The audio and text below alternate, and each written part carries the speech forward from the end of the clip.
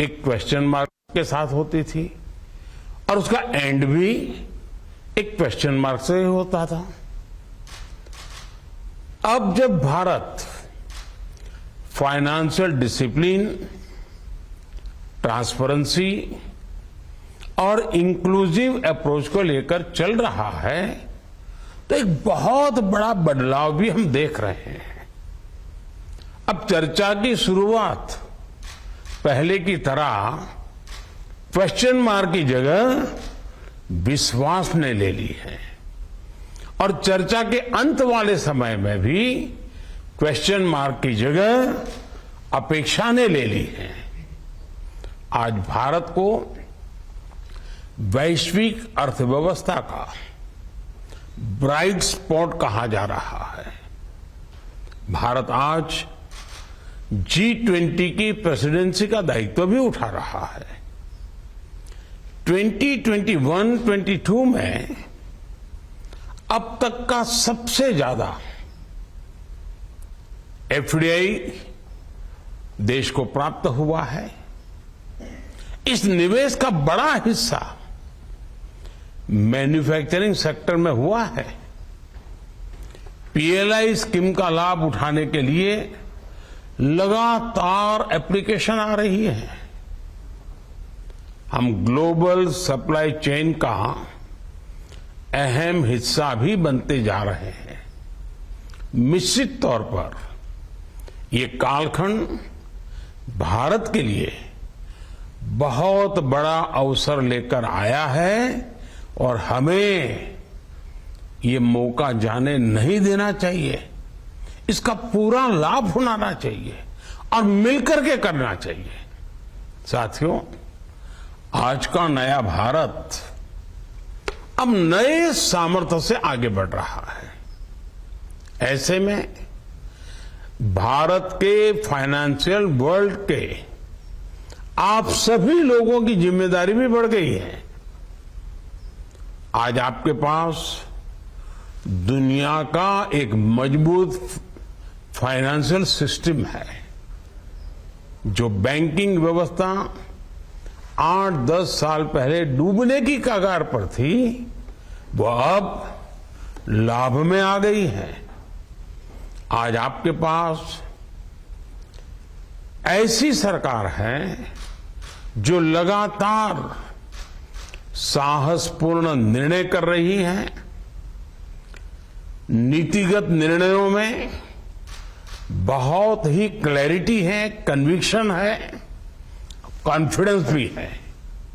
इसलिए अब आपको भी आगे बढ़कर के काम करना ही चाहिए, तेजी से काम करना चाहिए। साथियों, आज समय की मांग है कि भारत के बैंकिंग सिस्टम में आई मजबूती का लाभ ज्यादा से ज्यादा आखिरी छोर तक, जमीन तक पहुंचे। जैसे हमने MSMEs को सपोर्ट किया, वैसे ही भारत के बैंकिंग सिस्टम को ज्यादा से ज्यादा सेक्टर्स की हैंड होल्डिंग करनी होगी। महामारी के दौरान 1 करोड़ 20 लाख MSMEs को सरकार से बहुत बड़ी मदद मिली है। इस वर्ष के बजट में MSME सेक्टर को 2 लाख करोड़ का additional collateral free guaranteed credit भी मिला है। अब ये बहुत जरूरी है कि हमारे बैंक उन तक पहुंच बनाए और उन्हें पर्याप्त फाइनेंस उपलब्ध कराए। साथियों, फाइनेंशियल इंक्लूजन से जुड़ी सरकार की नीतियों ने करोड़ों लोगों को फॉर्मल फाइनेंशियल सिस्टम का हिस्सा बना दिया है। बिना बैंक गारंटी 20 लाख करोड़ रुपए से ज्यादा का मुद्रा लोन सरकार ने, ये बहुत बड़ा काम नौजवानों के सपने पूरे करने में सार्थक काम किया है, मदद की है। पीएम स्वनिधि योजना के माध्यम से 40 लाख से ज्यादा रेहड़ी पटरी वाले छोटे दुकानदारों को पहली बार बैंकों से मदद मिलनी संभव हुई है। आप सभी स्टेक होल्डर्स को कॉस्ट ऑफ क्रेडिट कम करने, स्पीड ऑफ क्रेडिट को बढ़ाने और स्मॉल एंटरप्राइज तक तेजी से पहुंचाने के लिए भी प्रोसेस को री इंजीनियर करना बहुत जरूरी है और उसमें टेक्नोलॉजी भी बहुत मदद कर सकती है। और तभी भारत के बढ़ते बैंकिंग सामर्थ्य का ज्यादा से ज्यादा लाभ भारत के गरीबों को होगा, उन लोगों को होगा जो स्वरोजगार करके अपनी गरीबी दूर करने का तेजी से प्रयास कर रहे हैं। साथियों, एक विषय वोकल फॉर लोकल और आत्मनिर्भरता का भी है। ये हमारे लिए चॉइस का मुद्दा नहीं है। महामारी के दौरान हम देख चुके हैं ये भविष्य को प्रभावित करने वाला मुद्दा है। वोकल फॉर लोकल और आत्मनिर्भरता का विजन एक नेशनल रिस्पॉन्सिबिलिटी है। वोकल फॉर लोकल और आत्मनिर्भरता मिशन, इसके लिए देश में एक अभूतपूर्व उत्साह हम देख रहे हैं। इस वजह से घरेलू उत्पादन तो बढ़ा ही है, एक्सपोर्ट भी रिकॉर्ड वृद्धि आई है। सामान हो या सेवा का क्षेत्र, हमारा निर्यात 2021-22 में ऑल टाइम हाई रहा। एक्सपोर्ट बढ़ रहा है, यानी भारत के लिए बाहर ज्यादा से ज्यादा संभावनाएं बन रही हैं। ऐसे में हर कोई ये जिम्मेदारी ले सकता है कि वो स्थानीय कारीगरों को बढ़ावा देगा, वो एंटरप्रेन्योर्स को प्रोत्साहित करेगा। अलग अलग समूह, संगठन, chamber of commerce, industrial associations, जितने भी व्यापार उद्योग जगत के संगठन हैं, वे मिलजुल करके बहुत सारे इनिशिएटिव ले सकते हैं, कदम उठा सकते हैं।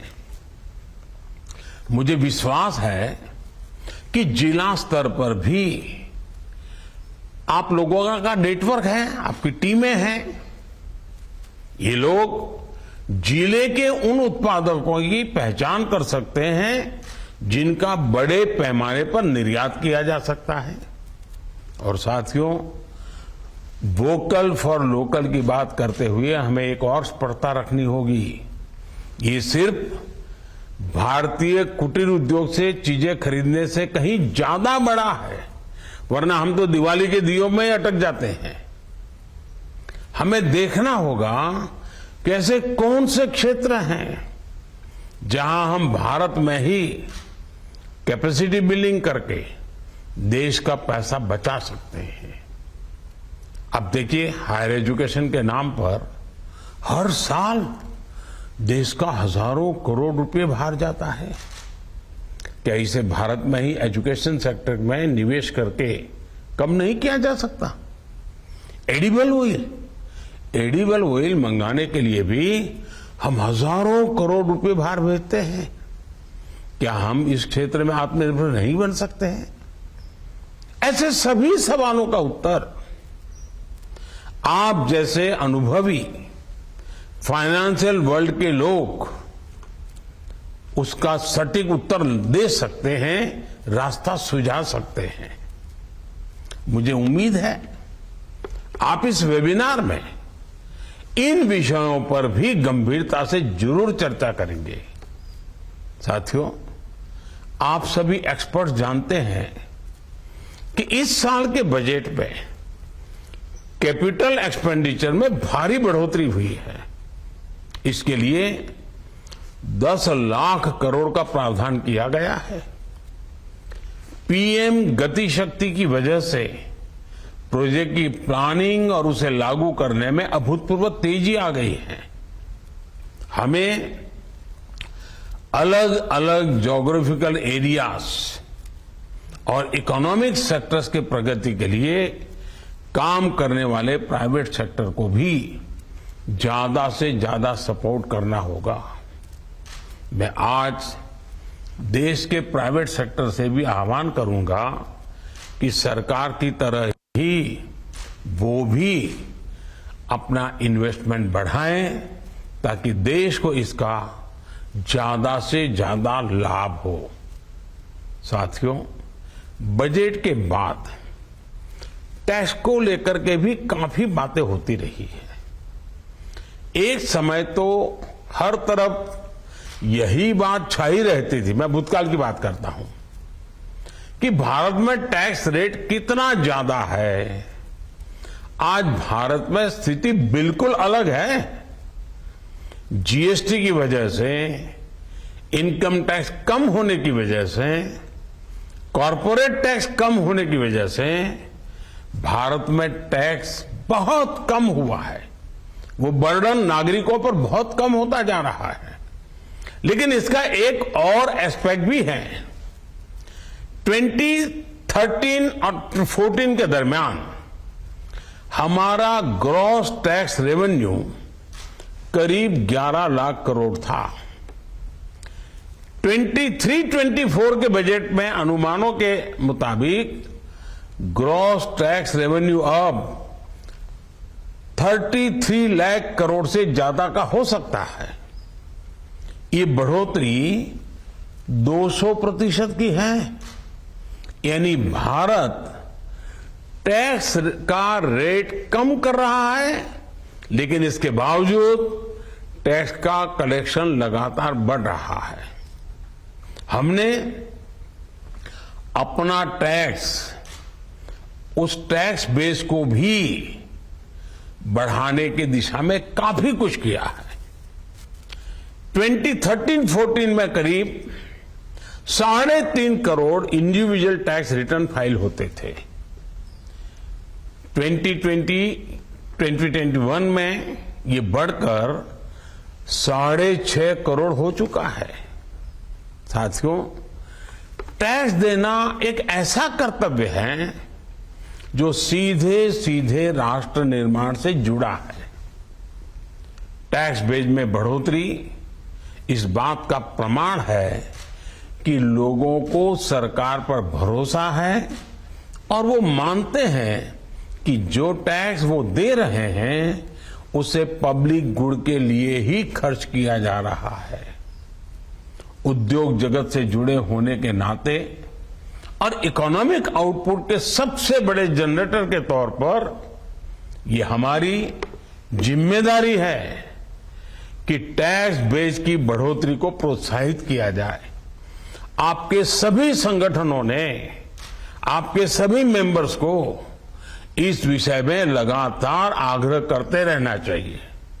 साथियों, भारत के पास ऐसे टैलेंट, इंफ्रास्ट्रक्चर और इनोवेटर्स हैं जो हमारे फाइनेंशियल सिस्टम को टॉप पर पहुंचा सकते हैं।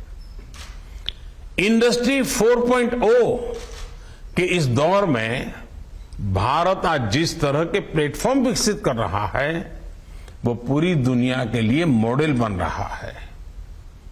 जेम यानी गवर्नमेंट ई मार्केट प्लेस ने भारत के दूर सुदूर में रहने वाले छोटे दुकानदार को भी सरकार को सीधे अपना सामान बेचने का सामर्थ्य दिया है।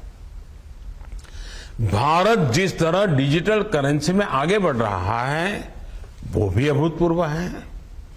आजादी के 75वें वर्ष में डिजिटल तरीके से 75,000 करोड़ ट्रांजैक्शन, ये बताता है कि यूपीआई का विस्तार कितना व्यापक हो चुका है। रुपे और यूपीआई सिर्फ कम लागत और अत्यधिक सुरक्षित टेक्नोलॉजी पर नहीं है, बल्कि ये दुनिया में हमारी पहचान है। इसे लेकर इनोवेशन की अपार संभावनाएं हैं। यूपीआई पूरी दुनिया के लिए फाइनेंशियल इंक्लूजन और एम्पावरमेंट का माध्यम बने। हमें इसके लिए मिलकर के काम करना है। मेरा सुझाव है कि हमारे जो फाइनेंशियल इंस्टीट्यूशंस हैं, उन्हें फिनटेक के रीच को बढ़ाने के लिए उनके साथ ज्यादा से ज्यादा पार्टनरशिप भी करनी चाहिए। साथियों, अर्थव्यवस्था को मजबूती देने के लिए कई बार बहुत छोटे छोटे प्रयासों से बड़ा असर होता है। जैसे एक विषय है बिना बिल लिए सामान खरीदने की आदत। लोगों को लगता है कि इससे हमारा तो कोई नुकसान हो नहीं रहा है, इसलिए वो अक्सर बिल के लिए पूछ भी नहीं करते। जितना ज्यादा लोगों को ये पता चलेगा कि बिल लेने से देश का फायदा होता है, देश प्रगति की राह पर जाने के लिए ये बहुत बड़ी व्यवस्था विकसित होती है। और फिर देखिएगा लोग आगे बढ़कर के बिल की मांग जरूर करेंगे। हमें बस लोगों को ज्यादा से ज्यादा जागरूक करने की जरूरत है। साथियों, भारत के आर्थिक विकास का फायदा हर वर्ग तक पहुंचे, हर व्यक्ति को मिले। आप सभी को इस सोच के साथ ही काम करना चाहिए। इसके लिए हमें वेल ट्रेन्ड प्रोफेशनल्स का एक बड़ा पूल भी तैयार करना होगा। मैं चाहता हूं कि आप सभी ऐसे हर फ्यूचरिस्टिक आइडियाज पर विस्तार से चर्चा करें। मुझे पूरा भरोसा है कि फाइनेंशियल वर्ल्ड के आप लोग, जिनके माध्यम से देश में बजट के कारण एक सकारात्मक वातावरण पैदा हुआ, आपने बजट की भूरी भूरी प्रशंसा की।